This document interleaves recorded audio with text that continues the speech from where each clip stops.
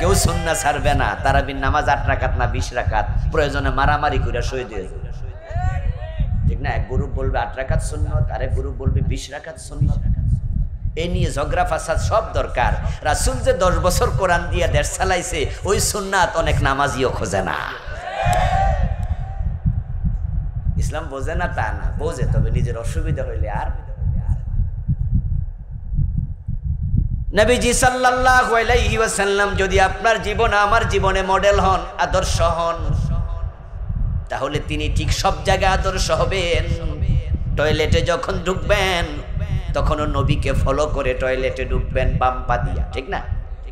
টয়লেটে যে দোয়াটা পড়বেন, ওই দোয়াটা কি মন মতো না সুন্নাহ মতো? আবার যখন আপনি ঘুমাতে যাবেন তখনও আপনি ডান কাতে ঘুমান, দোয়া পড়ে ঘুমান, রাসূলের শিখানো দোয়া শেখানো ফলো করেন। খাওয়ার সময় ডান হাতে খান, ফলো করেন। ওরে বাবা রে বাবা, দস্তরখান লইয়া কি বুজুর্গি দেখাচ্ছে, টেবিলে খায় না, কো রাসূল টেবিলে খায় নাই। আরে ভাই, এখানে তো টেবিল ছাড়া ব্যবস্থা নাই। কয় না না, আমি টেবিলে খামুই না, প্রয়োজনে মাড়িত বৈশা ময়লাতে বৈশা খামু, এটা সুন্নত। সুন্নার কি মহাব্বত! রাসূল সর ধরে হাত কাটছে, সর ধরে হাত কাটা সুন্নত না ফরজ? এই যে 54 বছরে সর ধরে হাত কাটে না, ওই রাষ্ট্রপ্রধানদের সাথে এমপি মন্ত্রীদের সাথে তাল মিলাইয়া কেমনে চলো? তোমার কাছে ওই নফল সুন্নার দাম আছে, ফরজের দাম নাই। তুমি সুবিধাবাদী মুসলমান। তুমি বুজুর্গ না, তুমি বুজের খু। বুজুর্গ অর্থ হলো পিসা, ভালো মানুষ, আল্লাহওয়ালা। আর বুজ মানে হলো সির, গুমানি পায়খানা।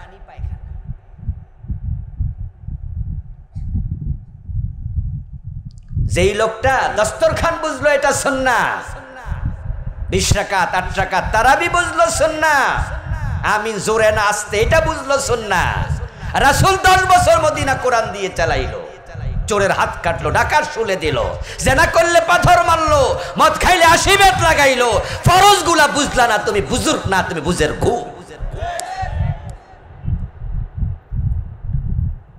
তুমি সুফির ভেষ ধরেছো, তুমি সুফি নও, তুমি ইসলামই বুঝো নাই। তুমি সুবিধাবাদী মুসলিম, কারণ তুমি জানো টুপি মাথায় দিলে কেউ মারে না, বরং সালাম বাইরা যায়।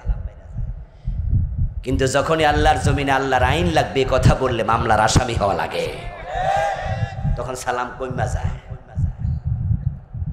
এজন্য তুমি যেখানে সুবিধা আছো সেখানে রাসূলকে আদর্শ মানছো। একজন মুমিনের পুরা জীবন আল্লাহ তাআলা রাসূলুল্লাহর সাথে মিলাবেন। যখন কোনো ব্যক্তি নবী সাল্লাল্লাহু আলাইহি ওয়াসাল্লামকে পুরা জীবনের আদর্শ বানাবে, এবার রাসূলুল্লাহ বলেন কানা মাই ফিল জান্নাহ, সে জান্নাতে আমার সাথে ঢুকবে। রাসূলুল্লাহ সাল্লাল্লাহু আলাইহি ওয়াসাল্লাম পৃথিবীতে কেন এসেছেন সেটা আপনি জানবেন না, তো জীবনের লক্ষ্য নির্ধারণ করবেন কেমনে, স্থির করবেন কেমনে? আল্লাহ রাসূলকে দুনিয়া পাঠিয়েছেন কেন? উম্মত এটা না জানলে উম্মত জীবনের লক্ষ্য কিভাবে নির্ধারণ করবে? পবিত্র কোরআন মাজিদের 3টি আয়াত আল্লাহ তাআলা নবীজির জীবনের লক্ষ্য আলোচনা করেছেন। সূরা সাফ আয়াত নাম্বার 9, সূরাতুল ফাতহ আয়াত নাম্বার 28, সূরাতুত তাওবা আয়াত নাম্বার 33। এই 3টি আয়াতে একই কথা 3বার বলেছেন, ওয়াল্লাযী আরসালা রাসূলাহু বিল হুদা ওয়া দীনিল হক লিইয়ুযহিরাহু আলাদ দীনি কুল্লিহি। তিনি আল্লাহ, যিনি তার রাসূলকে পাঠিয়েছেন বিল হুদা, হুদা মানে কোরআন, হাযা হুদা, এটাই হলো হুদা, হুদাল লিন্নাস, হুদাল লিল মুত্তাকিন, ফামান তাবিআ হুদায়া ফালা খাউফুন আলাইহিম ওয়ালা হুম ইয়াহজানুন, ফামান ইত্তাবা হুদায়া ফালা ইয়াদিল্লু ওয়ালা ইয়াশকা। এটা হুদা, হিদায়াতের কিতাব। এই কোরআন আমি রাসূলের কাছে দিয়েছি, ওয়াদীনিল হাক্কি, এবং তাকে দিয়েছি সত্য ধর্ম ইসলাম। আমি আমার নবীকে কোরআন দিলাম, ইসলাম দিলাম। এবার কেন দিলাম? কোরআন চুমু খাইয়া গিলাপ বেদে তাকে রাখার জন্য। রমাদান আসলে খতম করবে শুধু এটার জন্য। জিনে ধরলে ফু দেবে, লিখে লিখে গলায় তাবিজ ঝুলাবে,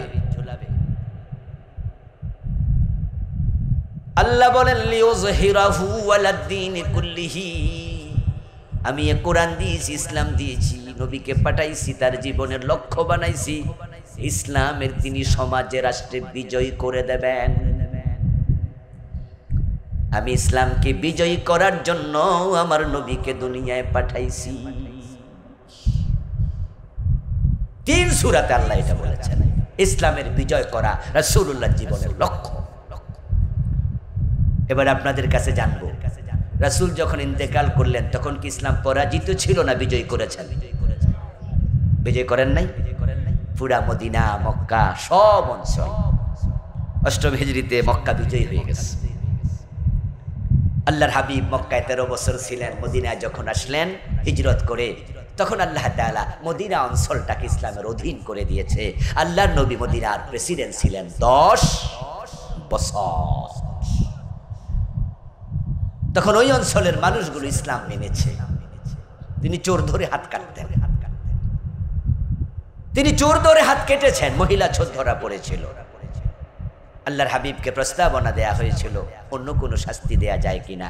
রাসূলুল্লাহ বলেছেন যে না, কোনো সুযোগ নেই, কোরআনে আছে চোরের হাত কাটো। যদি আমার মেয়ে ফাতেমা চুরি করে, আমি ফাতেমার হাতটাও কাটবই। রাসূলুল্লাহ সময় ইসলামে কোরআন বিজয়ী ছিল। বিজয় থাকার অর্থ হলো যিনি বিজয়ী হবেন তার মন মতো চলা লাগবে, অন্যরা যারা অধীনস্থ। বিজয় যিনি হবেন তিনি আইন প্রণেতা হবেন, তিনি সমাজকে ডমিনেট করবেন, শাসন করবেন। যেমন আমাদের দেশে যিনি এলাকার এমপি হয়, তখন এলাকার বিভিন্ন বিষয় তিনি তো মাথা গামায়, নাক গলায়, ডমিনেট করে, অন্যরা তার কাছে জায়গায় বইয়া থাকে, এমপি সাহেব আমনে কন। আবার যিনি মন্ত্রণালয়ের মন্ত্রী থাকেন, এই এমপিরা মন্ত্রীর কাছে যায় কয় যে আপনি আমার এই রাস্তাটা দেন, ব্রিজটা দেন। শিক্ষামন্ত্রী হলে বলে এই কলেজটা আপনি একটু এমপিও করে দেন, আপনি একটু দেন। যিনি প্রধানমন্ত্রী হয় পুরা রাষ্ট্রকে ডমিনেট করে, রাষ্ট্র তার কাছে ধরা, উনি যা বলেন সেটা আইন হয়ে যায়। আমরা সবাই তার কথা মানতে বাধ্য হই। কোরআন যখন বিজয়ী হবে, সমাজের মানুষ কোরআনের আইন মানতে বাধ্য। কোরআন এমন এক কিতাব যেটা শাসিত হতে আসে নাই, শাসন করতে এসেছে। ও নবী, কোরআন আমি আপনাকে দিয়েছি, এটা তেলাওয়াত করে তাকে রাখার জন্য দেই নাই। এটা আপনি মানেন? বল ইন আত্তাবিউ ইল্লা মা ইউহা ইলাইয়া ইন্নী আখাফু ইন আসাইতু রাব্বি আযাব ইয়াউমিন আযীম। ও প্রিয় নবীজি, আপনি মানুষকে বলুন, বল আপনি বলে দিন, এই ওহির মাঝে, কোরআনের মাঝে যা আছে এটা তোমরা যেমন মানো, এটা মানতে আমি নবী মুহাম্মদ বাধ্য। কোরআনের বাহিরে যদি আমি চলি, আখেরাতে আযাবের ভয় আমিও করি, আল্লাহ আমাকেও ছাড়বেন না। হযরত আদম আলাইহিস সালাম আল্লাহর কয়টা কথা শুনে নাই জান্নাতে? যারা জানেন জবাব দিয়ে। কয়টা শুনে নাই? ওই গাছের কাছে যাইও না, উনি গেছিল। ওই একটা কথা না শোনাতে হাসরের দিন ইয়া নাফসি করা লাগবে। আদম নবী নফসি নফসি করবে, আল্লাহ যদি সেদিন ধরে উপায় নাই, তিনিও জানেন। ওই কথা কেন শুনলাম না? রব্বানা যালামনা বলে বলে মাফ চাইছি, আল্লাহ তো মাফও করছে, তারপরও টেনশন করে। যিনি জামিন দেন তিনি জামিন ক্যান্সেল করার অধিকারও রাখেন। কি ম্যাজিস্ট্রেট কোর্ট মাঝে মাঝে আসামির জামিন দেয় না? কিরে কুমিল্লার ভাইরা কথা কয় না কেন? জামিন দেয়নি, মামলা টামলা শোনেন নাই যে জামিন দিছে, কিছুদিন পর আবার জামিন ক্যান্সেল করে, এমন ঘটনা আছে না? জামিন ক্যান্সেল করে কয় যান গা, জেলে যান, জামিন ক্যান্সেল। যিনি জামিন দেয় ক্যান্সেলের অধিকার তার।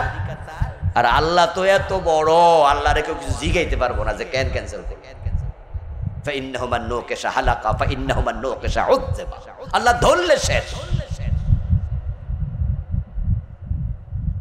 এই জন্য প্রিয় নবী আল্লাহ বলে, আপনি বলুন যে কোরআনের বাহিরে চলার অধিকার আমার নাই। রাসূল কোরআনের বাহিরে চলে নাই, কোরআনে যা আছে সেটাই মানছে। 54 বছরের বাংলাদেশে চোর ধরে হাত কাটছেন কয়দিন? তা আপনারা মানেন না কেন? রাসূল তো মানছে। রাসূলের সাথে জান্নাতে যাবেন না? বাহ, কি সুন্দর মুস্কি হাসি দিয়া কয়, হ্যাঁ এত সোজা, এত সোজা, এত সোজা, এত সোজা। নামের আগে সুন্নি লিখছি, মাথায় টুপি দিছি, গায়ে পাঞ্জাবি দিছি, জান্নাতে যাবো না মানি? জান্নাতে যাবেন, কয় এখনই চলেন হুজুর, দরকার হলে মরার আগে জান্নাতে ঢুকে যান। কত সব, কিন্তু রাসূলের আদর্শ অনুসরণের ক্ষেত্রে কত দুর্বলতা। এত মাগনা জান্নাত পেলেন না রে ভাই। তাকিয়ে দেখো ইব্রাহিম আলাইহিস সালামের দিকে, এই পথে চলতে গিয়ে নমরুদের অগ্নিকুণ্ডে পড়া লেগেছে। নবী মুসা আলাইহিস সালামের দিকে তাকিয়ে দেখেন হিজরত করা লেগেছে, মিশর ছেড়ে ফিলিস্তিনে চলে গেছেন। পিছু নিয়েছিল ফেরাউন, ধরে এনে শুলে চড়াবে, জীবনের ঝুঁকি নিয়েছেন, সাগর পার আল্লাহ করে দিয়েছেন। তাকিয়ে দেখেন ঈসা আলাইহিস সালামের দিকে, শত্রু পরিবেষ্টিত অবস্থায় আল্লাহ ফেরেশতা দিয়ে আসমানে তুলে নিছে। নবীজি মুহাম্মদ সাল্লাল্লাহু আলাইহি ওয়াসাল্লামের দিকে তাকায় দেখো মুসলমান, আমার নবীর কাসাদাত তারা ভেঙে ফেলেছে। তায়েফের ময়দানে এত পাথর মেরেছে, গায়ে একটা পশমের জায়গা বাকি ছিল না যেখানে রক্তের দাগ লাগে নাই।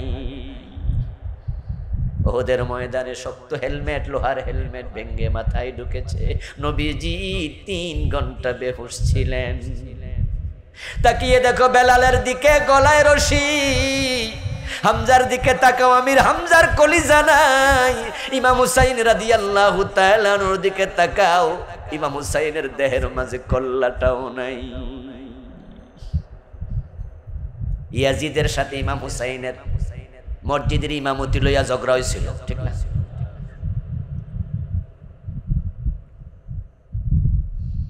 আমিন জোরে বলবেন, আস্তে বলবে, তা নিয়ে ঝগড়া হয়েছিল। তারাবির নামাজ 8 রাকাত না 20 রাকাত লইয়া ঝগড়া হয়েছিল। আমার সামনে যারা আছেন আপনারা ইয়াজিদের পক্ষে না হুসাইনের পক্ষে? তাহলে হুসাইনের আদর্শ গ্রহণ করা দরকার আছে কিনা? হুসাইন তো ইয়াজিদের বিরুদ্ধে দাঁড়িয়েছিল। ইয়াজিদ কি কাফের ছিল নাকি? হিন্দু ছিল, হিন্দু খ্রিস্টান ছিল, বরং সাহাবী আমিরে মুয়াবিয়ার ছেলে, একজন সাহাবীর ছেলে যিনি কাতিবুল ওহী আমিরে মুয়াবিয়া রাদিয়াল্লাহু তাআলা আনহু, ওনার ছেলে ইয়াজিদ। ইয়াজিদ মুসলিম, ইমাম হুসাইন তার বিরুদ্ধে কেন দাঁড়ালেন? কারণ ইয়াজিদ ছিল জালেম, সে ছিল মদপানকারী, ইসলামের ভালো অনুসারী ছিল না। যখন আমিরে মুয়াবিয়ার পর সেই প্রেসিডেন্ট হয়ে গেল, ইমাম হুসাইন বললেন, না না, ড্রাইভিং সিটে কখনো মাতালকে বসাইয়া গাড়ির যাত্রী হইও না। কারণ তুমি যত বড়ই হাজী সাহেব হও, বসে বসে তাসবির দানায় সুবহানাল্লাহ পড়ো, ড্রাইভার যদি মাতাল হয়, গাড়ি যখন খাদে ফেলবে, তখন তোমার তাসবিহ পড়তে পড়তে খাদে পড়া লাগবে। এজন্য মাতালকে ড্রাইভিং সিটে বসাইও না, এর সরাও। যেই চেয়ারে বসে রাসূলুল্লাহ সাল্লাল্লাহু আলাইহি ওয়াসাল্লাম 10 বছর মদিনা চালালেন, আবু বকর, ওমর, উসমান, আলী রাদিয়াল্লাহু তাআলা আনহু 30 বছর চালালেন, আমিরে মুয়াবিয়া 20 বছর চালালেন। সেই চেয়ারে এখন মদখোর মাতাল ইয়াজিদ বসবে, এটা হতে পারে না। তাই তিনি দাঁড়িয়ে গেলেন, ইয়াজিদ তোর নেতৃত্ব মানি না। এখন 54 বছর যারা বাংলাদেশ চালায়, তারা ইয়াজিদের চেয়ে কোনো অংশে ভালো না।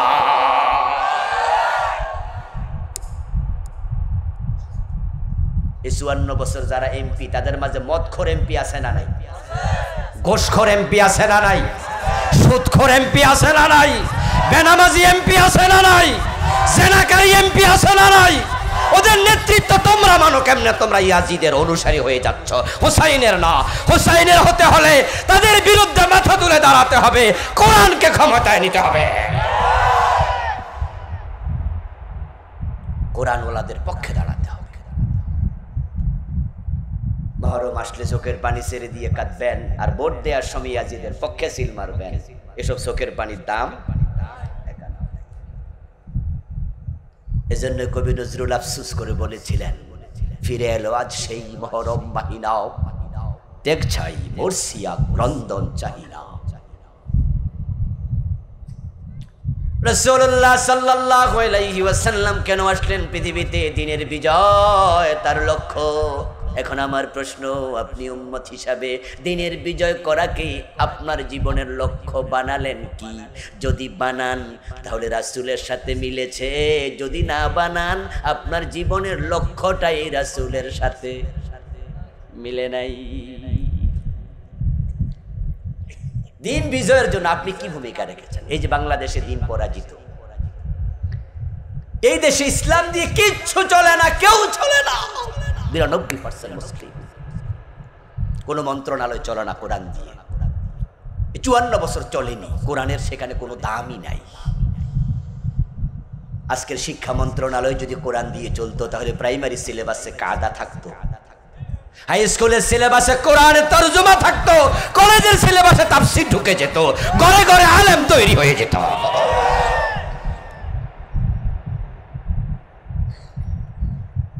প্রত্যেক এসএসসি পাস ছেলে বাবার জানাজার নামাজের ইমাম হইতে পারে, মা বাপ মরলে আর হুজুর ডাকা লাগতো না, নিজের সন্তান হইতো ইমাম। আপনারা বলুন তো, আমাদের দেশে যারা প্রাইমারি পাস করে, 8, 9, 10 পাস করে, তারা কি বাংলা রিডিং পারে না? হ্যাঁ না, কিছু কর না ভাইয়া, পারে। ইংরেজি দেখে দেখে পড়তে পারে না, কিন্তু সবাই কি কোরআন দেখে পড়তে পারে? তো ইংরেজি পারলো, বাংলা পারলো, অন্যটি পারলো, অঙ্ক পারলো, কোরআন পারলো না কেন? কারণ সিলেবাসে নাই। যারা ৫৪ বছর শিক্ষা মন্ত্রণালয় চালায় তাদের কাছে কোরআন শরীফের কোনো দাম নাই। শিক্ষকদের বেতন কে দেয়? বেতন তো আমরাই দেই, আমাদের ট্যাক্সের টাকা, ঠিক না? আমাদের ভ্যাটের টাকা। আপনি হয়তো জানেনও না, আপনি সরকারকে টাকা দিচ্ছেন, আপনি জানেন না।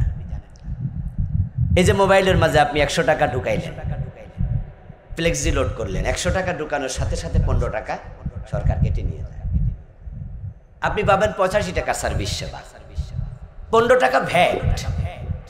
আপনি যে বিস্কিট কিনে খান সেখানে ১৫ টাকা ভ্যাট। আপনি যে চিনি কিনেন, চাল কিনেন, ডাল কিনেন, বাজার থেকে একটা সুই কিনেন, ১৫ টাকা ভ্যাট। আপনি জানেন না সরকার ১৫ টাকা নিচ্ছে। আর যখন আপনার মাসিক ইনকাম ৩ লাখ ২.৫ লাখ টাকার বেশি হবে, তখন 15% কি ট্যাক্স। টাকা বেড়ে যাবে 20% ট্যাক্স, আরো বেড়ে যাবে 25% ট্যাক্স, আরো বেড়ে যাবে 30% ট্যাক্স, টাকা আরো বেড়ে যাবে 35% পর্যন্ত ট্যাক্স নেয়। ১ লাখ টাকা কামাবেন, ৩৫,০০০ টাকা ট্যাক্স দিতে হবে। টাকার রেশিওর উপর ডিপেন্ড করবে সেটা। এই টাকাগুলো, এই যে আপনারা ঢাকায় যান, দাউদকা দিতে টোল দেয়া লাগে না প্রিয় ভাইয়েরা? হ্যাঁ না, কিছু কর না, হ্যাঁ আমিও না করলে মজা লাগে না তো? টোল দেয়া লাগে। আচ্ছা, টোলের টাকা কি ড্রাইভার নিজের পকেট থেকে দেয়? এটা আপনার ভাড়ার মাঝে টোলের টাকাটাও হিসাব করে দিচ্ছে। এই টোলের টাকাটা সরকার নেয় না? সরকারের ইনকাম, রেভিনিউ, রেভিনিউ থেকে সরকার নেয়, ভ্যাট থেকে নেয়, ট্যাক্স থেকে নেয়। আপনাদের টাকায় সরকার চলে, এই টাকা সরকার শিক্ষকদের বেতন দেয়। আমরা ৯২% মুসলমান। অঙ্কওয়ালা টিচারকে বেতন দিতে পারলা, সে অঙ্ক শিখালো। ইংরেজি টিচারকে পারলা, ইংরেজি শিখালো। বাংলা টিচারকে বেতন দিতে পারলা, বাংলা শিখালো। কোরআনের টিচার কেন মাদ্রাসা স্কুলে থাকবে না? কোরআন শিখা দরকার আছে না নাই? কোরআন শিখা নফল না ফরজ? ইংরেজি শিখা ফরজ? তো যেটা ফরজ না সেটার জন্য বেতন দিলা, কোরআনের টিচার কই? কোথায় কোরআনের শিক্ষা? আমার বন্ধু, দুঃখ কারে বলি? আপনার মতো আমার মতো খামখেয়ালি মুসলমান, গাফেল মুসলমান, বেখবর মুসলমানের কারণে দেশের এই দশা। কারণ যারা ৫৪টা বছর দেশ চালাইলো, শিক্ষা মন্ত্রণালয়টা কোরআন দিয়ে চালাইলো না, আইন মন্ত্রণালয়টা কোরআন দিয়ে চালাইলো না, স্বরাষ্ট্র পররাষ্ট্র কোনো মন্ত্রণালয় চালাইলো না, সচিবালয় চালাইলো না, বঙ্গভবন চালাইলো না, কোরআন দিয়ে গণভবন চালালো না, কোরআন দিয়ে ডিসি অফিস, টিওনো অফিস চালাইলো না, কিচ্ছু চালাইলো না। আপনি নামাজি অথচ তার পক্ষে আপনি কর্মী হইয়া তার জন্য ভোট দেন, তাহলে তো ইসলাম ধ্বংসের পিছনে আপনার মতো নামাজির ভূমিকা বেশি।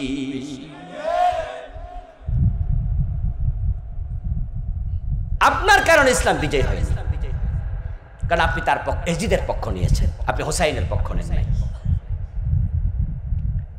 আপনাদের কাছে আমার প্রশ্ন, হোসাইন রাদিয়াল্লাহু তাআলা আনহু যে ইয়াজিদের সাথে দ্বন্দ্ব করলেন, লোকেরা ওনাকে বলল যে আপনি হবেন আমাদের আমির, আমাদের পরবর্তী খলিফা, রাষ্ট্রপ্রধান। হুসাইন রাদিয়াল্লাহু তাআলা আনহুর কি ক্ষমতার লোভ ছিল? কি মনে হয় আপনাদের? হ্যাঁ না বলতে হবে, বলেন। হুসাইন কি ক্ষমতার লোভী ছিলেন? তাহলে তিনি ক্ষমতায় যেতে কেন চাইছিলেন? কারণ তিনি জানেন যে চেয়ার তো খালি থাকবে না, যদি আমি সেখানে না বসি তাহলে তো ইয়াজিদের মতো লোক বসে যাবে, আর সে তো জাতিকে বিভ্রান্ত করবে। জাতিকে বাঁচাতে হলে কোরআনওয়ালা কাউকে না কাউকে ক্ষমতায় বসতে হবে। আমি মসজিদে ঢুকলাম মাগরিব পড়ার জন্য। মসজিদে ঢুকে দেখি, আমি রাস্তা দিয়ে যাচ্ছি, মসজিদে ঢুকলাম, এলাকার এক মসজিদে ঢুকে দেখি যে 4-5 জন মুসল্লি আছে। ওরা সেখানে দেখলাম যে লুঙ্গি পরা, কারো মাথায় টুপি নাই, কেউ ছাপ শার্ট পরা, এই বুতাম টুতামও ঠিকঠাক মতো লাগানো নাই। দেখে আমি বুঝছি যে এগুলো তো গ্রামের অশিক্ষিত, কম শিক্ষিত মানুষ, ওদের তেলাওয়াতে ভুল হওয়ার সম্ভাবনাও আছে।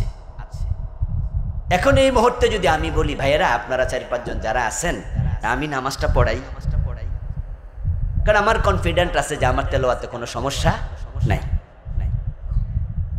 এখন যদি কেউ বলে হুজুরের ইমামতি করার কত শখ, আচ্ছা আমি কি শখে ইমামতি করছিলাম নাকি তেলাওয়াতের বিষয়ে কনফিউজ হইয়া?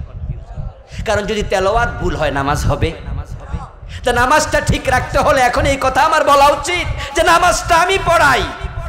এটা ইমামতির বেতন খাওয়ার জন্য না। যারা আল্লাহর কোরআন দিয়ে দেশ চালায় না, রাসূল চালিয়েছেন, তাদেরকে সরিয়ে কোরআনওয়ালারা বলে আমাদেরকে ক্ষমতায় নাও, এটা পেটের ধান্দা না, কোরআনের প্রয়োজনে বলে।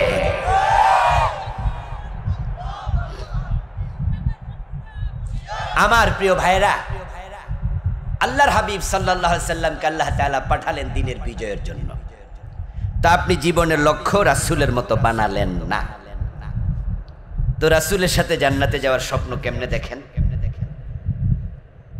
রাসূল হচ্ছে ট্রেন গাড়ির ইঞ্জিনের মতো, উনি থাকবেন সামনে আর আমরা হলাম ডাব্বা, বগি।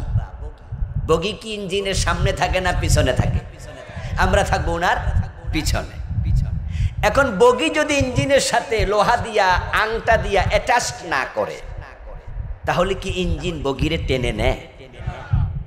এজন্য পিছনে থাকলেই হবে না, বরং ইঞ্জিনের সাথে বগিটাকে অ্যাটাচ করে দিতে হবে। তাহলে সুবিধা হবে, ইঞ্জিন যাবে যেখানে, টেনে টেনে বগিকে নেবে সেখানে। কিন্তু ইঞ্জিন যদি বগির সাথে বিচ্ছিন্ন থাকে, ইঞ্জিন চলে যাবে, বগি পড়ে থাকবে। রাসূলের জীবনের লক্ষ্য দ্বীনের বিজয়। যারা এই লক্ষ্য নির্ধারণ করে চলে, রাসূলের সাথে জান্নাত পাবে। যারা করেনি, পিছনে পড়ে থাকবে, জান্নাত পাবে না।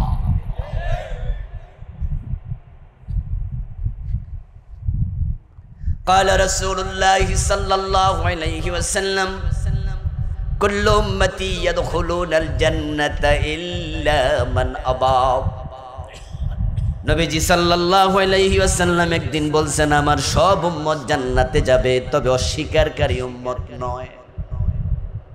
কিলা মান আবা ইয়া রাসূলুল্লাহ, কোন একজন সাহাবী প্রশ্ন করলেন, হে আল্লাহর নবী, অস্বীকারী উম্মত আবার কে? নবীজি জবাব দেন, ক্বালা মান আতাআনি দাখালাল জান্নাতা ওয়া মান আসানি ফাকাদ আবা। যে আমি নবী মুহাম্মদকে অনুসরণ করে চলে, সে জান্নাতে যাবে। যে আমাকে অনুসরণ করে না, সে অস্বীকারী, তার কপালে জান্নাত নাই। এই অনুসরণটা খুবই জরুরি, খুবই ইম্পর্টেন্ট। মনে মনে ভাববেন, হুজুর অনুসরণ করি না তা তো না, এই যে টুপি মাথায় দিছি, দেখছেন না আপনার মাহফিলে আইসা মাটির মাঝে বসে আছি, তো রাসূলের অনুসরণ না থাকলে কি আর মাহফিলে আসতাম? আপনিও করেন না, আমি এটা বলি না, করেন, কিন্তু অনুসরণ কি জীবনে আংশিক হওয়া উচিত না পূর্ণাঙ্গ হওয়া উচিত? আল্লাহ কোনটা চায়? এখন আমাদের বাংলাদেশে রাসূলুল্লাহর অনুসরণকে আমরা পূর্ণাঙ্গ করছি না আংশিক। আংশিক করলে আংশিক করার মূল্য থাকবে না। আংশিক তখনই মূল্যবান হবে যখন আপনি বাধ্য হবেন, আর সুযোগ নাই, যে আপনি চাইলেও পারেন নাই, তখন আল্লাহ দেখবে ছাড় দেয়া যায় কিনা। তবে আপনার ভিতরে তাওবার অনুভূতি থাকবে, আপনি পারেন নাই তো। যেমন আমরা আজকে যে আমি ঢাকা থেকে আসলাম, আমার গাড়ি কি রাস্তার ডান পাশে চালাই আসছি, অথচ রাস্তার কোন পাশে চলা সুন্নাত? ডান পাশে চলা সুন্নাত। এখন আমার গাড়ি যদি রাস্তার ডান পাশে চলতো, তাহলে আমার গাড়ির তলে পড়ে মানুষ মরার সম্ভাবনাও আছে, অথবা অন্য গাড়ির সাথে আমারটা কমপ্লিট করবে, লাগবে আমিও মরে যেতে পারি। এই যে একটা অবস্থা, এখন আমরা বাধ্য হয়ে রাস্তার বাম পাশে গাড়ি চালাচ্ছি, এখানে আমরা সুন্নাহ মেনে চলতে পারি। আচ্ছা, আমার ঘরে যদি চোর ঢোকে, আমি কি ধরে তার হাত কেটে দিতে পারবো? আমি বাধ্য হয়ে তাকে ধরবো, ধরে আমি পুলিশে খবর দেবো বা ইউনিয়নের চেয়ারম্যানকে ডাকবো, তারা ধরে এটাকে জেলে দেবে। আমি জানি যে চোরের হাত কাটবে না, এই সরকার হাত কাটেনি, 54 বছরে কোনো সরকার কাটবে না, কাটেনি। তাহলে আমি তো হাত কাটা উচিত, আল্লাহ তো চোরের হাত কাটতে বলেছে। কিন্তু আমি জানি যে আমি হাত কাটতে পারি না, এটা ব্যক্তির কাজ নাকি রাষ্ট্রের কাজ? তো রাষ্ট্র করেনি, আমি জানি। জানার পরও আমি তাকে পুলিশের কাছে দিলাম। এখানে আমি অপারগ। যেখানে আপনি পারবেন না সেখানে আল্লাহ ছাড়বে, কিন্তু যেখানে আপনি পারবেন সেখানে আল্লাহ ছাড়বে না। দিন কায়েম হয়নি, বিজয়ী হয়নি। আল্লাহ তাআলা দেখবেন যে আমার এই বান্দা বিজয়ের চেষ্টা করছে। যখন আল্লাহ তাআলা দেখবেন যে হ্যাঁ, আপনি দিন বিজয়ের জন্য কথা বলেছেন, মানুষকে বুঝাইছেন, যেমন এই যে আমি বুঝাচ্ছি যে ইসলামের বিজয় লাগবে। আচ্ছা, আমার এই কথাগুলো কি আমলনামায় রেকর্ড হয় না? ভাইরা কথা বলেন না কেন? আমার আমলনামার রেকর্ডার আছে না ঘরে? রেকর্ড হচ্ছে না? আচ্ছা, আপনি যখন এই কথাটা আপনার দোস্তের সাথে বলবেন, রেকর্ড হবে না? আপনার স্ত্রীর কাছে বলবেন, রেকর্ড হবে না? আল্লাহ দেখবে আপনি বলছেন কিনা। আচ্ছা, আমি যে কাজ করছি এটা কি রেকর্ড হবে না? আল্লাহ দেখবে আপনি কাজ করছেন কিনা, আপনি চেষ্টা করছেন কিনা, আপনার মনে কি আছে। মনের খবর সবচেয়ে বেশি জানে কে? এজন্য আল্লাহ তাআলা দুনিয়া মানুষের মনকে খুব গুরুত্ব দেয়, আখিরাতও মনের উপর বিশেষ করে ডিফেন্ড করে আল্লাহ ফয়সালা দেবেন। মনের ভিতরে দিনের বিজয়ের চিন্তা কতটুকু ঘুরপাক খায়, কতটুকু প্রেরণা আছে, দিন বিজয় নাই।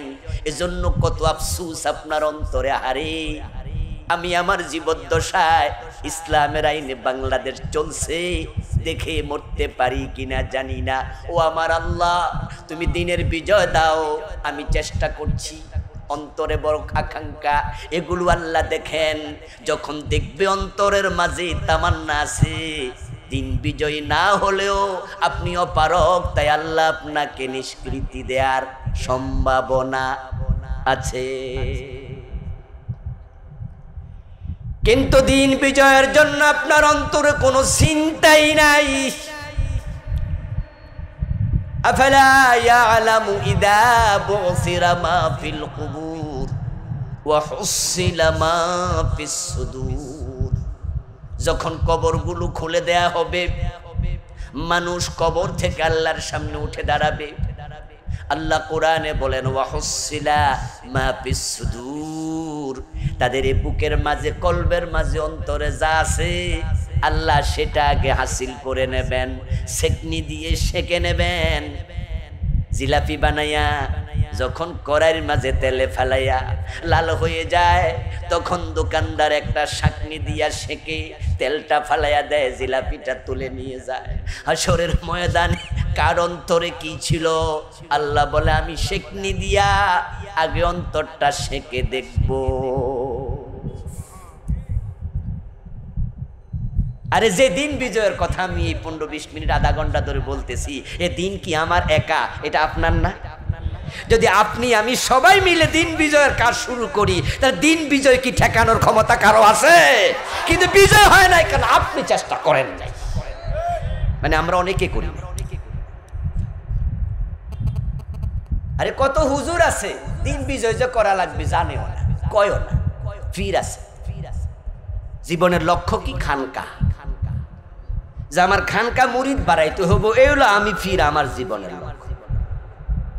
আমার জীবনের লক্ষ্য হলো আমি এমন ওয়াজ করবো যেন কোনো মাহফিল 144 জারি না হয়। ওয়াজ যদি কারণ গায়ে না পড়ে তাহলে আমার বিরুদ্ধে কেউ কথা কইব। এই জন্য আমি শুধু জিকিরের ওয়াজ করি। আমি ওয়াজ করবো যে কোন কোন মিডা মিডা সুন্নাহ আছে, ভাত খাইয়া তারপরে মিষ্টি খাওয়া আছে, মেসওয়াক করা সুন্নাত এবং পায়েস খাইবেন না জিলাপি খাইবেন কোন সুন্নাত বেশি চাওয়া তাহলে সবাই কব এই না আসল 144 জারি হবে না মাহফিল চালু থাকুক আমার লক্ষ্য মাহফিল করব টাকা কামাবো দিন বিজয় হলো কি হলো না কোনো ওয়াজ দরকার নাই আমি খতিব মসজিদের 40 বছর জুমা পড়াই ইমামতি আমার যায় না কারণ ওয়াজ কারো গায়েই লাগে না সবাই খুশি ওরে বাবারে এমন হুজুরের ফানি পড়ার জন্য সবাই দৌড়ায় ও দোস্ত দিন বিজয়ের কথা বলে দেখো ইমাম হোসাইনের মতো কল্লাও কেটে ফেলতে পারে ইয়াজিদের লোকেরা বুজুর্গ হিসাবে আপনি বড় না ইমাম হোসাইন বড় ওনার কল্লা কাটে আপনারা সালাম দেয় শুধু ঘটনা কি সবাই ফানি পড়ার জন্য পিছনে দৌড়ায় কাজ লক্ষণটা কি গতকালকে 8 রশিদ মাহফিল শেষ হয়েছে 3 দিন ব্যাপী মাহফিল হয়েছে ওখানকার একজন দর্শক আমাকে আজকে সকালে জানাই যে 8 রশিদ দরবারে উনি গেছিল ওখানে পুরুষ দেখতে বলল যে গিয়ে সেখানে দেখতে পাইছে হিন্দুদের জন্য আলাদা সামিয়ানা দিয়া আলাদা বড় বড় ক্যাম্প বানাইছে হিন্দুরাও সেখানে গরু নিছে ছাগল নিছে হিন্দুরা সেখানে ঘন্টা বাজাচ্ছে আলাদা আলাদা ছাগলের জায়গা গরুর জায়গা লেখা আছে গরুশালা ছাগলশালা মুরগিশালা শুধু শালার সম্বন্ধী প্রিয় ভাইয়েরা সেখানে হিন্দুও গরু নেয় ছাগল নেয় সেখানে সবাই দৌড়ায় কেউ তাদের বিরুদ্ধে মামলা দেয় না গত 15 বছর উরুস বন্ধ হয় না 88 দরবারের লোকের একটা মামলা খায় না আর আলেমদের দিকে তাকায় দেখো আল্লামা সাইদির মতো লোক 13 বছর জেল খাটা লাগে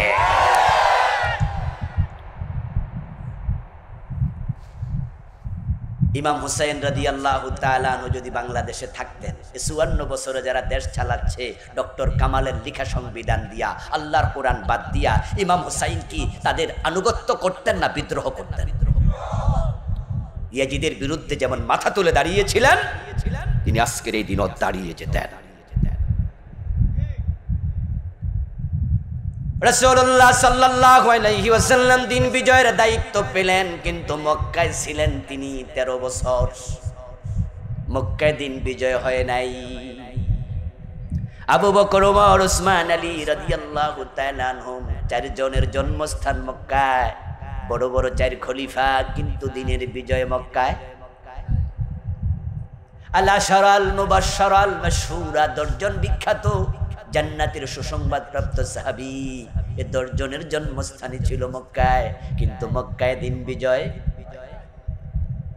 রাসূলুল্লাহর উপর যে কোরআন এসেছে কোরআনের সূরা সংখ্যা 114 তার মাঝে 86টা নাজিল হয়েছে মক্কায় মাত্র 28টা নাজিল হয়েছে মদিনায় কিন্তু এত কোরআনের আয়াত নাজিল হলো সেখানে দিন বিজয় হয় নাই দিন বিজয় হলো মদিনায় যাওয়ার পরে কারণ শুধু একটা মক্কার সংসদে আবু জেহেলরা কোরআন নিয়ে ঢুকতে রাসূলকে দেয় নাই আর মদিনাওয়ালারা কান্দে নিয়ে নেচেছে রাসূলের হাতে বায়াত নিয়েছে রাসূল মদিনার সংসদে কোরআন নিয়ে দেশ চালাইছে দিন বিজয় হয়েছে বাংলাদেশও দিনের বিজয় তখনই হবে যখন বাংলার সংসদে কোরআন ঢুকবে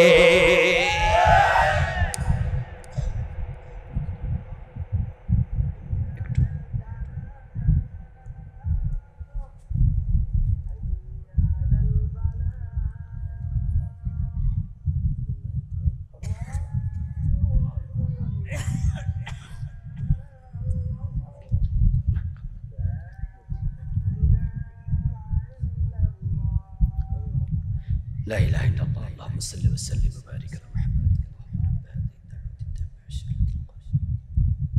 আমার প্রিয় ভাইয়েরা আল্লাহর হাবিব সাল্লাল্লাহু আলাইহি ওয়াসাল্লাম তো আমাদের মডেল আমাদের আদর্শ শুরু থেকে বলেছি আমরা উনাকে অনুসরণ করব ঠিক না এ নিয়ে কারো দ্বিমত নাই তো দ্বিমত তো নাই আলহামদুলিল্লাহ এখানে আমরা একমত আল্লাহর শুকরিয়া এটা আল্লাহর দয়া যে আমরা দ্বিমত করি না হ্যাঁ রাসূলকে মানতে দ্বিমত করে এমন কিছু নাস্তিকও আছে ইমরানের সরকার তসলিমা নাসরিন এগুলো জীবিত না উল্টা চলছে ওরা উল্টা আমরা আল্লাহর শুকরিয়া উল্টা চলি না এটা আমাদের প্রতি আল্লাহর দয়া এখন আমাদের বুঝের ঘাটতিটা পূর্ণ হওয়া দরকার আর কিছু না আমরা চাই সবাই একসাথে আল্লাহ যেন আমাদের জান্নাতে দেয় ঠিক না জান্নাত কি ছোট না বড় যদি আমাদের দেশে যারা সুন্নি ভাই তারা জান্নাতে যায় জায়গা কি অভাব হবে আমার আহলে হাদিস গেলে অসুবিধা আছে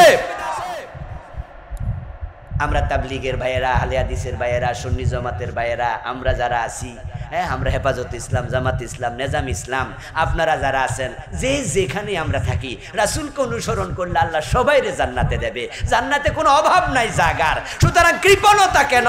আসুন না সবাই মিলে জান্নাতে যাই। আল্লাহ তৌফিক দাও, বলেন আমিন। রাসূল যদি মডেল হয় তাকেই তো মানতে হবে।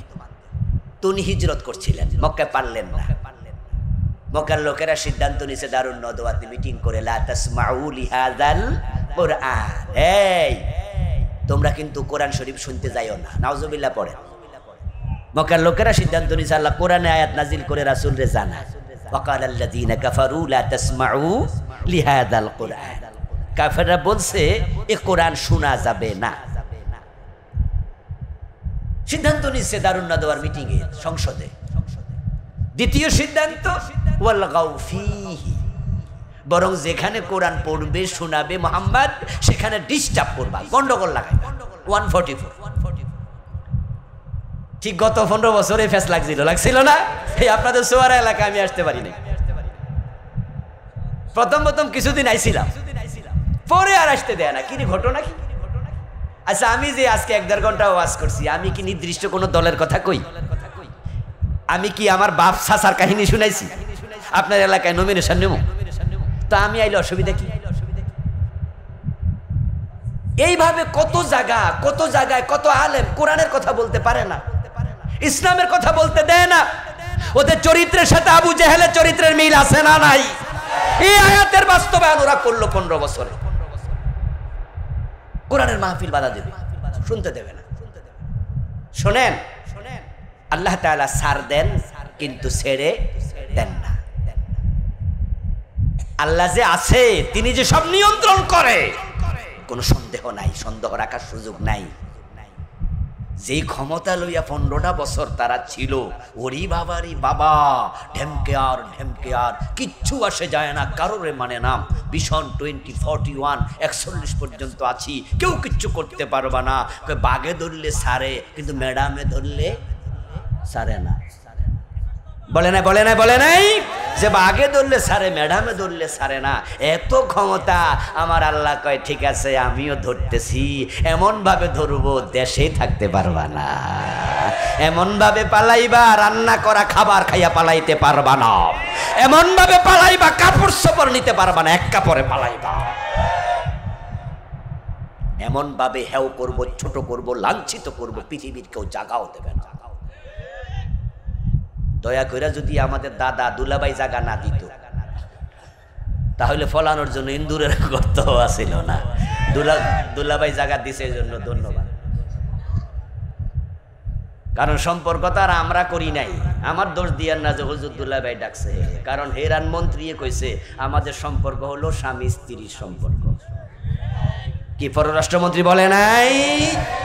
মাসলা হইতে পারে যে হুজুর মোর্শেকের সাথে বিয়া হয়নি, তখন আমি কমু শৈমিক আচারেরটা কেমন হয়েছে? কি শৈমিক আচারের বাড়ি কই? আমরা বরুরা, আপনার ফাঁসি। এরা কি আবার মাসলা মানে? আমরা মাসলার উপরে ধারে নাকি? শমী কায়সার হিন্দুরে বিয়া করে বয়ে রয়েছে, ফেরদৌসী রহমান হিন্দুরে বিয়া করছে, ডক্টর কামালের মাইয়া ইহুদিরে বিয়া করছে, আমাদের জয় সাহেব খ্রিস্টানরে বিয়া করে বসে রয়েছে। এরা কি আমরা মাসলা জিগাইছে? তো ফোলা করতে পারলে মার সমস্যা। যাই হোক, আমার রব তিনি ছাড় দেন, ছেড়ে দেন না। কোরআনের মাহফিল করা যাবে না, এই সিদ্ধান্তগুলো আবু জেহেলদের ছিল। ওয়ালগাউ ফীহি লাআল্লাকুম তাগলিবুন, তোমরা কোরআনে ডিস্টার্ব চালাও, তোমরাই বিজয়ী থাকবে। অসম্ভব। ফেরাউন ডিস্টার্ব করেছে, বিজয়ী হতে পারেনি, পরাজিত হয়েছে। নমরুদ ইব্রাহিম নবীকে ডিস্টার্ব করেছে, বিজয়ী হতে পারেনি, পরাজিত হয়েছে। আবু জেহেল নবী মুহাম্মদকে ডিস্টার্ব করেছে, বিজয়ী হতে পারেনি, পরাজিত হয়েছে। আব্রাহা এসেছিল কাবা ভাঙতে, বিজয়ী হতে পারেনি, পরাজিত হয়েছে। আজকের আবু জেহেলরা পরাজিত হয়েছে। ইউরিদুনা লিইউতফিউ নূরাল্লাহি বিআফওয়াহিহিম ওয়াল্লাহু মুতিম্মু নূরিহি ওয়ালাউ কারিহাল কাফিরুন। রাসূলুল্লাহ সাল্লাল্লাহু আলাইহি ওয়াসাল্লাম রওনা দিলেন হিজরত করে। পথিমধ্যে মনে মনে ভাবেন যদি মদিনায় গিয়ে দেখি মদিনার সংসদে আরেক আবু জেহেল বসে আছে, হিজরত করে লাভ কি? ওখানেও কোরআন নিয়ে ঢুকতে পারবো না, তাহলে দিন বিজয় হবে কেমনে?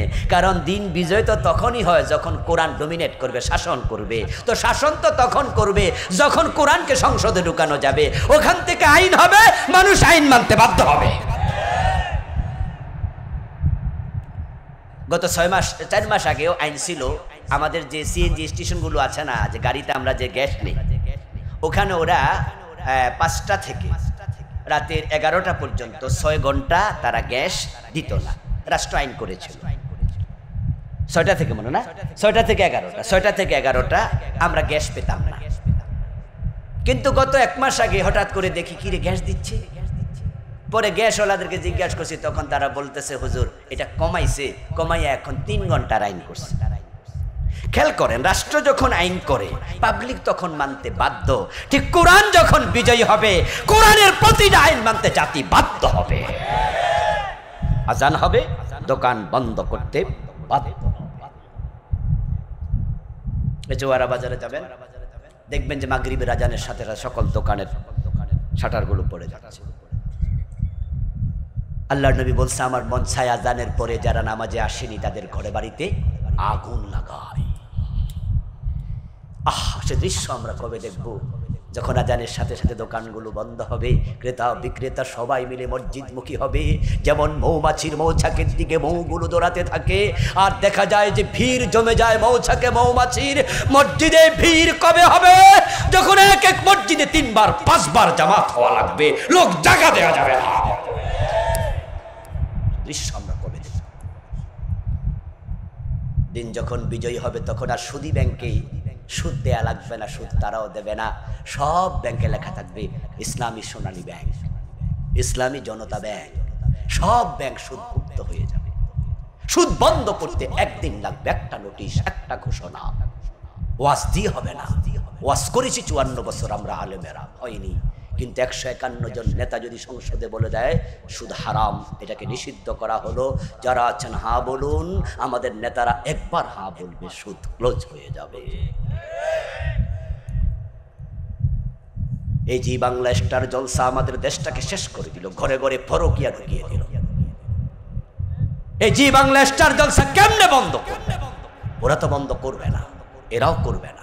ওপার থেকে দাদা বাবুরা, ওরা আমাদের পেঁয়াজ বন্ধ করে দেয়, ঠিক না? আমাদের আলু বন্ধ করে দেয়, আমাদের সাইল বন্ধ করে দেয়, কিন্তু ওরা ফ্যান্সি রিল বন্ধ করে না। ওরা জি বাংলা স্টার জলসা বন্ধ করে, যিনি বন্ধ করা দরকার হেডি বন্ধ করে না। ওরা নাকি আমাদের বন্ধু। এমন বন্ধু পাইছেন, এমন বন্ধু থাকলে আর শত্রুর দরকার হয় না।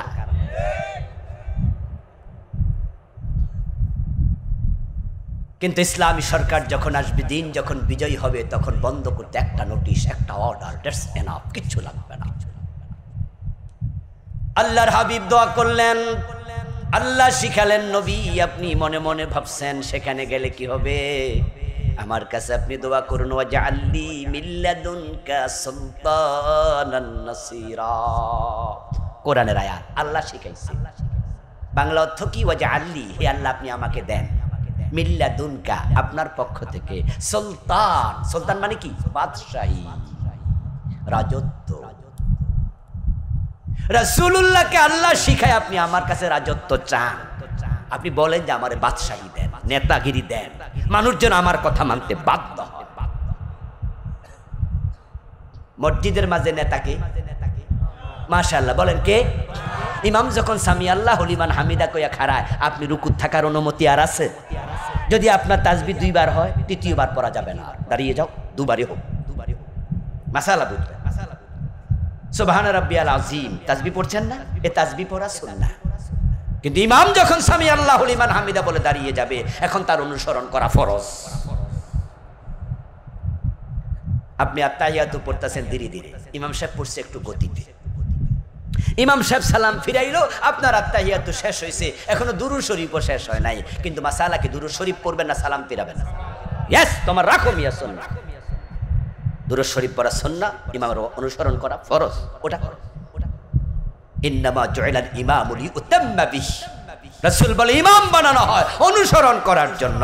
যদি ঠিক মসজিদের ইমামকে দেশের ইমাম বানানো যায়, তিনি আল্লাহর কোরআন দিয়ে যেমন মসজিদ চালায়, কোরআন দিয়ে হাদিস দিয়ে দেশ চালাবে, মানুষ দেশেও তার আইন মানতে বাধ্য হবে। তখন জি বাংলা স্টার জলসা থাকবে না, বেপরদারি রাস্তায় বের হবে না, চোখের পর্দা করা সহজ হয়ে যাবে, গোশ থাকবে না, অফিসে গেলে টেনশন থাকবে না। ইসলাম সে তো পরশ মানিক, তারেকে পেয়েছে খুঁজি, পরশে তাহার সোনা হলো যারা তাদেরই মোরাবাজি। তাকিয়ে দেখো ওমরও নেতা আর আমাদের নেতারাও নেতা। রাতের বেলায় হাটে কে না খেয়ে আছে? ওই গরিব মহিলা না খেয়ে আছে, তার বাচ্চারা। হযরত ওমর রাদিয়াল্লাহু তাআলা আনহু নিজের কাঁধে করে আটার বস্তা নিয়ে গরিবের বাড়িতে পৌঁছিয়ে দিয়েছে। এই হলো ইসলামী নেতা। আর আমাদের নেতা দেশের টাকা বিদেশ কানাডায় বেগম পাড়া বানানোর জন্য পাঠায়। ও মুসলিম, উনিও মুসলিম, আজীব তফাৎ কত তফাৎ। নেত্রী বলেছে ওনার বাড়ির ফিয়ন কত কোটি টাকার মালিক। এ টাকা কি চাকরি করে কামাইছিল? কার টাকা? কার টাকা? আপনাদের টাকা। এখন প্রশ্ন, যদি ফিয়ন 400 কোটি মালিক হয়, তাহলে অফিসার কত? ওই বাড়িওয়ালা কত কোটি টাকা? আহা, আসলে কি জাহেলিয়া চেঞ্জ করেছিল এই কোরআন। ইসলাম বিজয় হয়েছে, আল্লাহ দোয়া কবুল করছে, রাসূলকে নেতৃত্ব দিয়েছে। 10 বছর চালালেন, শান্তিপূর্ণ হয়ে গেল পৃথিবী। রাসূল ইন্তেকালের আগে বলছে খায়রুল কুরুনি কারনি। এই দুনিয়ার মানুষ, তোমরা আমার যুগের নাম দিয়েছো আইয়ামে জাহেলিয়া, আমি নবী মুহাম্মদ চেঞ্জ করে দিলাম। আমি ঘোষণা করছি খায়রুল কুরুনি কারনি, আমার শ্রেষ্ঠ যুগ। যা ছিল অন্যায় এখন একটাও নাই। সব মানুষ আল্লাহর কথা মানে, এমন ভাবে মানছে। হযরত ওমর ক্ষমতায় আসলেন আল্লাহর হাবিব ইন্তেকালের পরে। আবু বকর সিদ্দিক মাত্র 2.5 বছরের কম বেশি ক্ষমতায়। তারপর ওমর ক্ষমতায় আসলেন। অর্ধ দুনিয়ায় আজকের ইটালির রাজধানী রোম পর্যন্ত ইসলাম পৌঁছে গিয়েছে। ইরানের রাজধানী ইরান পারস্য ছিল, ইসলাম পৌঁছে গিয়েছে। পৃথিবীর অর্ধেকটা ইসলাম। অর্ধ দুনিয়ার সম্রাট ওমর গাছতলায় একা একা ঘুমায়া থাকে, কোনো টেনশন নাই, বডিগার্ডের প্রয়োজন আর। অরদ পৃথিবী করেছো শাসন, ধুলার তক্তে বসে, খেজুর পাতার প্রাসাদ তোমার বারে বারে গেছে খসে। ওনার সময় জাকাত বিভাগের কর্মচারী জাকাতের টাকা কাঁধে নিয়ে ঘুরতো, জাকাত খাওয়ার লোক নাই। আরে জাকাত যদি চালু হয়ে যায়, গরিব থাকবে না তো। তো উখাযু মিন আগনিয়াহিম ফাতুরাদ্দু ইলা ফুকারাইহিম, ধনীদের থেকে জাকাত তোলা হবে, গরিবের বাড়িতে রাষ্ট্র পৌঁছিয়ে দেবে। কিভাবে গরিব থাকবে? আমার দেশে যে পরিমাণ টাকা, যেই পরিমাণ টাকা জাকাত ওঠার কথা, যদি সেটা তোলা হয় 20 বছরও লাগবে না, দারিদ্রতা থাকবে না। গরিবরা ধনী হবে কিভাবে? তারা তো 50 টাকা দিলে বাটফারকে ভোট দিয়ে দেয়, এটা বিড়ি খাওয়াইলে ভোট দিয়ে দেয়।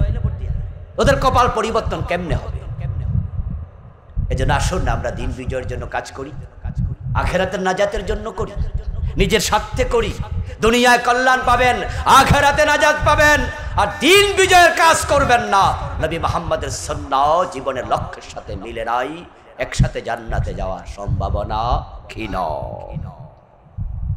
আল্লাহ তাআলা আমাদের সকলকে তারই জমিনে তার দিন বিজয়ের জন্য কাজ করার তৌফিক দিন। কোনো দল বুঝি না, মত বুঝি না, আমাকে নয় আপনাকে নয়, যে কাউকে হোক, কোরআন যার হাতে থাকবে তার সাথে জিন্দাবাদ হবে, তার পক্ষে জিন্দাবাদ।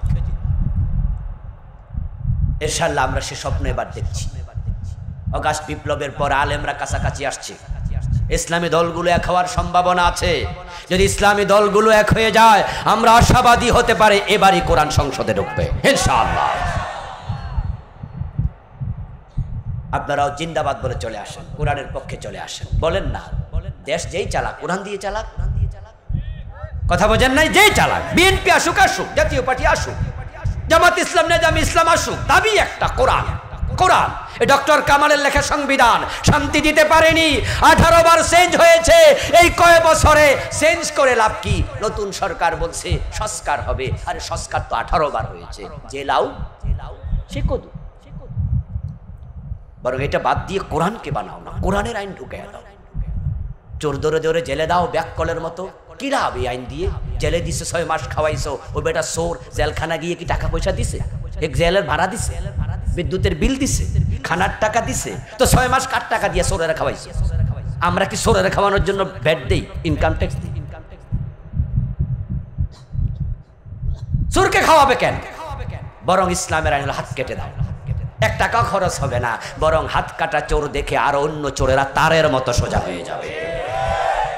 আর যে চোরের 6 মাস জেলে দিলা, বেটা 6 মাস পরে যখন বের হয়, আল্লাহর ওলি হইয়া বের হয় না ডাকাইত হইয়া বের হয়, তো লাভটা হইল। ইসলামের আইনগুলো বড় সাইন্টিফিক, বড় লজিক্যাল, বড় চমৎকার। এই জন্য আসুন না সেই ইসলামের দিকে। ঘোষণা করে দিন না, ইসলাম যার সাথে নাই তার সাথে আমি থাকবো না। যদি আমরা মুখ ফিরিয়ে নেই, আমাদের নেতারাও কোরআনের আইনে দেশ চালাতে বাধ্য হবে। আল্লাহ তোমার এই জমিনে তোমার দিনকে তুমি বিজয়ী করে দাও, সে বিজয়ের কাজে আমাদের কর্মী বানাইয়া দাও। সবাই বলেন আমিন। হাযা মা ইনদি ওয়াল ইলমু ইনদাল্লাহ আলাইহি তাওয়াক্কালতু ওয়া ইলাইহি উনীব। প্রিয় ভাইরা, উঠবেন না প্লিজ। মসজিদ বানাচ্ছে, আপনারা শুনেছেন লক্ষ্মীপুর, এখানে ওই যে এদিকে দেখলাম নতুন মসজিদ হচ্ছে, মহরিবাড়ি বাইতুস সালাম জামে মসজিদ। মাহফিল কমিটি একটু সহযোগিতা চেয়েছে মসজিদের জন্য। উঠে পরিবেশটা নষ্ট করবেন না প্লিজ। একটু শুকরিয়া জ্ঞাপন করছি যিনি আমাদেরকে মাগরিবের পরপর কোরআনের আহ্বানে, কোরআনের এই ময়দানে উপস্থিত হওয়ার তৌফিক দিলেন, যিনি মেহেরবানি করে আমাদেরকে সুস্থতা দিলেন, পবিত্র কোরআনের কথা বলার মতো, শোনার মতো কোরআন মুখী হৃদয় দিলেন। এই সকল নেয়ামতের মালিক আল্লাহ। এই জন্য আমরা শুরুতে তাকে শুকরিয়া জানাই, কৃতজ্ঞতা জানাই, কালিমাত শুকর ফরি আলহামদুলিল্লাহ। প্রিয় দিনী ভাইরা, মাগরিব থেকে এশা সময় কম, এজন্য আমরা ভূমিকাতে আর সময় দীর্ঘ করতে চাই না। সরাসরি তিলাওয়াতকৃত আয়াত নিয়ে আমরা আলোচনা শুরু করতে চাই। আমি আপনাদের সম্মুখে পবিত্র কোরআন মাজিদ থেকে সূরাতুস সফের 9 নম্বর আয়াতে কারিমা তেলাওয়াত করেছি। রাসূলুল্লাহ সাল্লাল্লাহু আলাইহি ওয়াসাল্লামের পবিত্র মুখ অনুসৃত একখানা ছোট্ট হাদিসে নববী পাঠ করেছি। আল্লাহ তাআলা তৌফিক দিলে এখান থেকে কিছু কথা বলবো ইনশাআল্লাহ। আল্লাহ তাআলা সূরাতুস সফের 9 নম্বর আয়াতে নবীজি সাল্লাল্লাহু আলাইহি ওয়াসাল্লামকে পৃথিবীতে কেন পাঠিয়েছেন, রাসূলুল্লাহর জীবনের উদ্দেশ্য কি ছিল, সে প্রসঙ্গে আলোচনা করেছেন। নবীজি দুনিয়ায় কেন এসেছেন এটা আমাদের জানার প্রয়োজন আছে কিনা?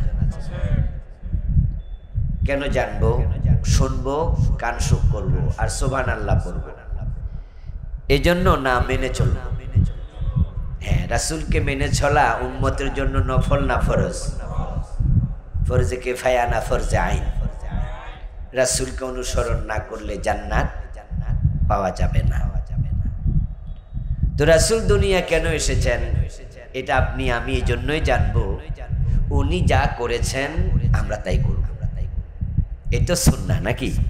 রাসূল যা বলেছেন আমরা তাই বলবো, উনার কথার বাহিরে চলবো না, বলবো না, কারণ তিনি হচ্ছেন ইসলামের জীবন্ত রূপ, তিনি হচ্ছেন কোরআনের জীবন্ত ব্যাখ্যা। তিনি নিজ থেকে বানিয়ে কোনো কথা বলেননি, মন গড়া কোনো কাজ তিনি করেননি। তিনি ছিলেন সরাসরি ওহী কর্তৃক নিয়ন্ত্রিত। আল্লাহ তাআলা বলেছেন, মা ইয়ানতিকু আনিল হাওয়া ইন হুয়া ইল্লা ওয়াহয়ুন ইউহা। আমার রাসূল বানিয়ে কোনো কথা বলেননি, বলেন না, যা বলেন সব আল্লাহর পাঠানো ওহী। সুবহানাল্লাহ। ওহী হলো 2 প্রকার। এক প্রকার ওহী হচ্ছে ওহী মাতলুব, আর এক প্রকার হচ্ছে ওহী গায়রে মাতলুব। ওহী মাতলুব মানে কোরআন, গায়রে মাতলুব মানে হাদিস। কোরআন যেমন ওহী, হাদিসও ওহী। আল্লাহ তাআলা রাসূলুল্লাহ সাল্লাল্লাহু আলাইহি ওয়াসাল্লামকে সরাসরি তত্ত্বাবধান করতেন, নিজে নিয়ন্ত্রণ করতেন। তাই তো নবী সাল্লাল্লাহু আলাইহি ওয়াসাল্লামকে কোনো মানুষ যদি অনুসরণ করে, সে যেন সরাসরি আল্লাহকেই অনুসরণ করেছে। আল্লাহ নিজে বলেছেন, মান ইউতিউর রাসূলা ফাকাদ আতা আল্লাহ। যে রাসূলকে অনুসরণ করলো সে নিশ্চিতভাবে আল্লাহকেই অনুসরণ করলো। নবীজি সাল্লাল্লাহু আলাইহি ওয়াসাল্লাম হলেন আমাদের জন্য আদর্শ। উনি ছাড়া উম্মতের জন্য দ্বিতীয় কোনো আদর্শ নাই। লাকাদ কানা লাকুম ফি রাসূলিল্লাহি উসওয়াতুন হাসানা।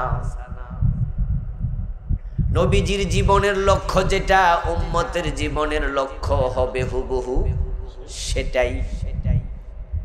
নবীজির কর্ম যেটা উম্মতের কর্ম হবে হুবহু সেটা। উম্মতের প্রতিটি আমল আল্লাহ নবীর সাথে মিলাইয়া তারপরে গ্রহণ করবেন। স্বর্ণের দোকানদার যেমন স্বর্ণ কিনে না যতক্ষণ না কোষ্টি পাথর দিয়ে যাচাই না করে, কারণ স্বর্ণের দোকানদার জানে ইমিটেশন সেটাও দেখতে কিসের মতো, কথা বলেন, ইমিটেশন দেখতে কিসের মতো, আসলে এটা কি স্বর্ণ। এজন্য স্বর্ণকার কালো পাথর দিয়ে ঘষা দেয়, তারপরে স্বর্ণ কিনা যাচাই করে এবার গ্রহণ করে বা প্রত্যাখ্যান করে। উম্মত যত আমল করবে রাসূলুল্লাহ সাল্লাল্লাহু আলাইহি ওয়াসাল্লামের সাথে মিলানোর পর আল্লাহ গ্রহণ করবেন। যদি মিলে কবুল, যদি না মিলে আল্লাহ কবুল করবেন না, কারণ নবী হলেন মডেল।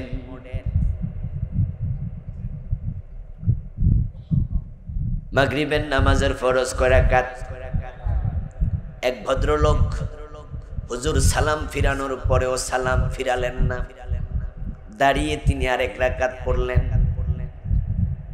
পাশে বসা কম বয়সী ইয়াং একটা ছেলে দেখলো, কিরে বুড়া চাচা মাগরিব যে 4 রাকাত পড়লেন।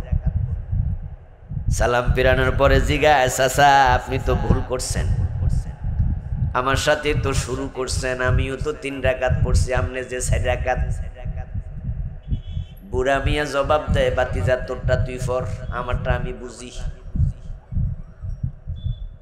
এখন চাচার বাতিজা শক্ত কইরা ধইরা কয়, চাচা আমি তো ভাবছিলাম ভুলে পড়ছেন, এখন তো বুঝা যায় আপনি যাইন না বুঝাই। কজি ইচ্ছা কইরা 4 রাকাত। তো কেমনে কি কইছে, ভাতিজারে যৌবনে কত নামাজ কাজা করছি, চাকরিতে ব্যস্ত ছিলাম, সরকারি চাকরিও করছি, তাই কয়দিন আগে অবসরে যাইয়া সিদ্ধান্ত নিছি হুজুর 3 রাকাত ফরুক, আমি 1 রাকাত বাড়াইয়া দিলাম। অতীতের কিছু যদি কাজা কাফারা। এই কথা শুনে বাতিজা কয়, চাচা গজব করছো, 3 রাকাত তো শেষ, কাজা কাফারা দূরের কথা, আমও নাই সালা সুদ্দা, তোমার নামাজ তো বাতিল। চাচা কয়, বাতিল হবে কেন, আমার অপরাধ কি? আমি কইলে তো হুনতা না, সুন্নত পড়ো, ইমাম সাহেবের কাছে লইয়া যাবো। সুন্না পড়া 2 জন ইমাম সাহেবের কাছে গেছে, ইমাম সাহেব শুনে বাতিজার মতো ফতুয়া দিছে, আপনার নামাজ ফুল বাদ। কয়দিন ধরে এই কাম করতেছেন? কয় মাসখানেক। কই মাসের মাগরিব আবার দৌড়ান কাজা করেন, কইনা কইনা 30 দিনের। বুড়া মিয়ার তো বুঝেই আসলো না, অপরাধ ডাকি করছি হুজুর বুঝলাম না। 3 নাম্বার রাকাত শেষ, 4 নাম্বার রাকাতে আমি সূরা ফাতিহা পড়ছি, আমি কি সোনার বাংলা গান গাইছি? তো আমার নামাজ বাদ হইব কেন? অপরাধটা কি করছি? কোরআন পড়লে প্রতি অক্ষরে কয় নাকি, তা আমারটা গেল কই? আমি যে সূরা ফাতিহা পুরা পড়ছি। 4th রাকাতে 1টা রুকু বেশি দিছি, 2টা সেজদা বেশি দিছি, অপরাধটা কি? আল্লাহ যা আমসালা 2টাই বাদ দিয়ে দিল, অপরাধটা কি? হুজুর বলে, মুরব্বী আপনার যুক্তি ঠিক আছে, কোনো অপরাধ করেন নাই, রুকুও বালা জিনিস, সেজদাও বালা জিনিস, সূরা ফাতিহাও বালা কাম, কিন্তু একটা অপরাধ হইছে রাসূলুল্লাহর সাথে মাগরিবটা মিলে নাই। প্রিয় দিনী ভাইরা, রাসূলের সাথে যদি না মিলে আল্লাহ আপনার কোনো ইবাদতই নিবে না। জাস্ট পূজার জন্য মাগরিবের উদাহরণটা দিলাম মাত্র। আমার সামনে আপনারা যারা আছেন, এবার আপনারা বলুন তো 4 রাকাত মাগরিব যে পড়ছে বেড়ার নামাজ হইছেনি? বেড়ার কোনো দোষ আছিল নাকি? অপরাধটা শুধু রাসূলের সাথে মিলে নাই। আপনি ট্রেন স্টেশনের মসজিদে নামাজ পড়ছেন মাগরিব, 2 রাকাত পড়ার পর মাইকে অ্যানাউন্সমেন্ট হলো, যারা কুমিল্লা থেকে চট্টগ্রামের গাড়িতে উঠবেন, ট্রেন ছেড়ে যাচ্ছে, তাড়াতাড়ি ওঠেন। আপনার তো টিকিট পকেটে, এই গাড়িতে আপনি উঠবেন, কিন্তু নামাজ তো এখনো 1 রাকাত বাকি। 1 রাকাত শেষ হবে, তারপরে আপনি ট্রেন ধরবেন, সময় তারও 2-3 মিনিট লেগে যাবে। এখন কি হবে? আপনি 2 রাকাত পরে সালাম ফিরাইয়া দিলেন, আর মনে মনে ভাবলেন আল্লাহ তো রহমান রহিম গাফফুর, তিনি গাফফার, তিনি সামিউম বাসির, তিনি সব জানে, আমার কোনো দোষ নাই, ট্রেনের দোষ। ট্রেন যদি একটু খারাইতো তাহলে আমি তো সুন্দর করে 1 রাকাত পড়তাম। আজীবন পড়ছি 3 রাকাত, আজকে না হয় 2 রাকাত, সওয়াব হবে 80%, ঠিক না? 60%। কত? কেন 2 রাকাত না পড়ছে?